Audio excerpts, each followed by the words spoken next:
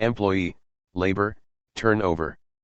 Employee turnover or labor turnover in an organization is the rate of change in the composition of employee force during a specified period measured against a suitable index.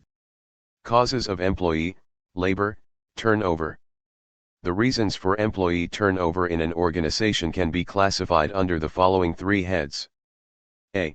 Personal causes. B. Unavoidable causes. C.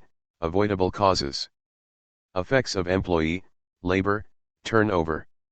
High employee turnover increases the cost of production in the following ways. 1. Even flow of production is disturbed. 2. Efficiency of new workers is low, productivity of new but experienced workers is low in the beginning. 3. There is increased cost of training and induction. 4. New workers cause increased breakage of tools, wastage of materials, etc.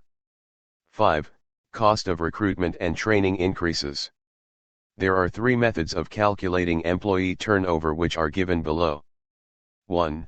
Replacement method, number of employees replaced during the period divided by average number of employees during the period on roll multiplied with 100. 2. Separation method, number of employees separated during the period divided average number of employees during the period on roll multiplied by 100. 3. Flux method, number of employees separated plus number of employees replaced during the period divided by average number of employees during the period on roll multiplied by 100. Employee turnover due to new recruitment. Number of separation and number of replacements and number of new joinings. Divided by average number of employees during the period on roll multiplied with 100. Average number of employees during the period on roll. Or number of separations and number of accessions. Divided by average number of employees during the period on roll multiplied with 100. Average number of employees during the period is calculated as follows. Number of employees at beginning and number of employees at end of the period divided by 2. Equivalent employee, labor, turnover rate. Employee turnover rate for the period divided by number of days in the period multiplied with 365. Causes of employee, labor, turnover. The reasons for employee turnover in an organization can be classified under the following three heads. A. Personal causes. This include 1. Change of jobs for betterment. 2. Premature retirement due to ill health or old age. 3. Domestic problems and family responsibilities. 4. Discontent over the jobs and working environment. B. Unavoidable causes. This include I. Seasonal nature of the business. 2. Shortage of raw material, power, slack market for the product etc. 3.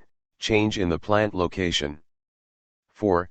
Disability, making a worker unfit for work. V. Disciplinary measures. 6. Marriage, generally in the case of women.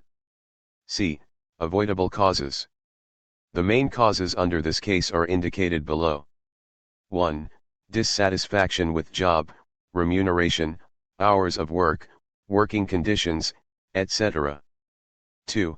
Strained relationship with management, supervisors, or fellow workers. 3. Lack of training facilities and promotional avenues. 4. Lack of recreational and medical facilities. 5. Low wages and allowances. Effect of employees, labor, turnover. A. Preventive costs. Cost incurred for prevention of employee turnover includes the following. 1. Cost of medical benefit provided to the employees. 2. Cost incurred on employees' welfare like pension etc. 3. Cost on other benefits with an objective to retain employees. B. Replacement costs.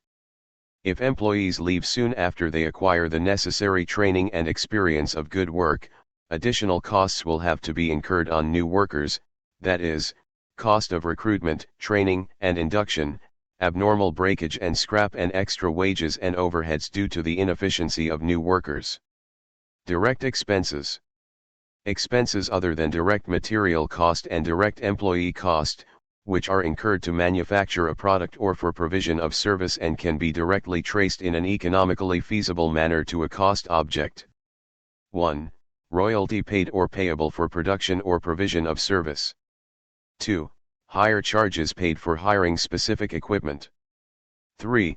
Cost for product or service specific design or drawing. 4.